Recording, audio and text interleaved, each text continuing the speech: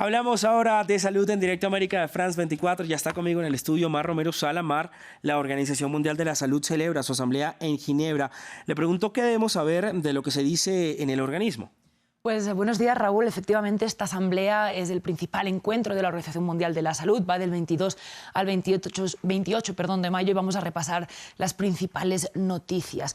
La primera es la reelección de Tedros Adhanom Ghebreyesus como director de la Organización Mundial de la Salud por 5 años más, en lo que será su segundo y último mandato. No es en realidad una noticia muy novedosa porque era el único que estaba optando a ser reelegido, pero pues la verdad es que ha tenido un apoyo bastante unánime a pesar de ciertas asperezas con su país de origen, Etiopía, debido a que su gobierno considera que tiene vínculos con las fuerzas rebeldes del Tigray y votaron en contra. Pero aparte de este caso, pues en general ha tenido un gran apoyo, sobre todo pues porque ha sido el director que tuvo que manejar la pandemia, una de las crisis sanitarias más inesperadas, y pues se ha considerado en general que la Organización Mundial de la Salud reaccionó deprisa, que logró erigirse como una cierta autoridad en momentos de incertidumbre y además pues Tedros se ha convertido en una de las caras más reconocibles de estos últimos 2 años y medio. Precisamente le preguntamos a Francisco Becerra, que es ex subdirector de la OPS, cómo valoraba este mandato.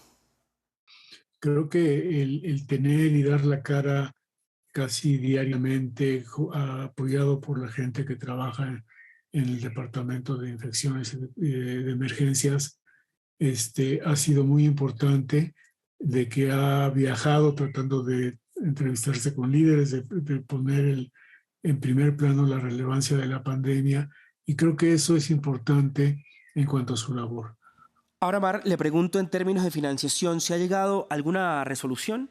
Pues así, y una de las más esperadas, ¿no? Una de las críticas a veces que recibe la Organización Mundial de la Salud es que una proporción muy grande de su financiamiento viene de partes privadas, de organizaciones privadas. Por ejemplo, la Fundación Bill y Melinda Gates es prácticamente el principal financiador de todo el programa de erradicación de la polio, mientras que en cambio la proporción de contribuciones obligatorias de los países ha ido disminuyendo, como vemos, 20-12% en estos últimos 2 años, y ese dinero es el que realmente la Organización Mundial de la Salud puede decidir cómo usar, porque las aportaciones privadas se acuerda cómo usar ese dinero con pues, el donante de los fondos de dineros. Entonces, pues uno de los acuerdos ha sido subir en los próximos años esta financiación al 50%, lo que se ha celebrado como una forma para dar más autonomía frente a estas organizaciones privadas para el manejo del dinero de la Organización Mundial de la Salud. Mari, por supuesto, cómo no, la pandemia ha tenido protagonismo en esta asamblea. Sí, pues no podía ser de ninguna otra manera, especialmente también porque ha sido la primera asamblea que se ha celebrado de forma presencial después de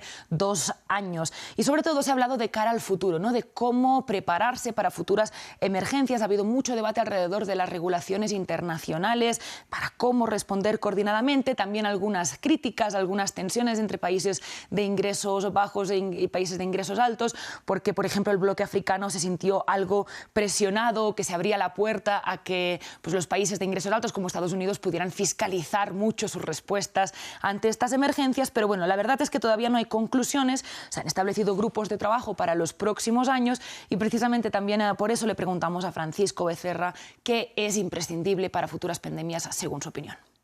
Lo que necesitamos es un fondo global para la respuesta a pandemia y que los países y la propia OMS puedan acceder a esos fondos para poder hacer frente a las pandemias. Creo que contar con un financiamiento global que esté depositado en el Banco Mundial, que esté creando intereses, que esté creciendo y que esté disponible para cuando tengamos que enfrentar la siguiente ola de una pandemia, creo que sería muy bueno para hacer frente a todo esto. Y en el Inter tener un plan de desarrollo y fortalecimiento de respuesta a pandemia que nos podría ayudar para ir fortaleciendo a los países más necesitados y más débiles. Para terminar, Mar, le pregunto si se ha mencionado, por supuesto, el conflicto internacional del momento, la guerra en Ucrania. Sí, pues ha sido de hecho un tema de conflicto, de cierta tensión en la Asamblea. Finalmente la Organización Mundial de la Salud aprobó una resolución que digamos que favorece el lado que apoyaba a Ucrania en estos debates, en el sentido de que responsabiliza a Rusia de la agresión contra trabajadores, instalaciones de la salud y también pues del empeoramiento de la situación de la salud de los ucranianos y de la región, que ya hemos hablado en esta sección también varias veces. Rusia, por su parte, había propuesto otra moción en la que no mencionaba su rol ni su responsabilidad en estos empeoramientos de las condiciones de la salud, pero la verdad también es importante decir que a pesar de que pasó la resolución a favor de Ucrania, fue con muchas abstenciones y con muchas ausencias. Para terminar, en este sentido también vamos a recordar que la Organización Mundial de la Salud ha registrado 235 ataques contra instalaciones y personal de la salud desde que empezó la invasión en Ucrania. Mar, como siempre, gracias por toda la información de salud. Nos vemos el lunes con más Salud en Directo, América de France 24. Pasamos a nuestra sección del invitado del día.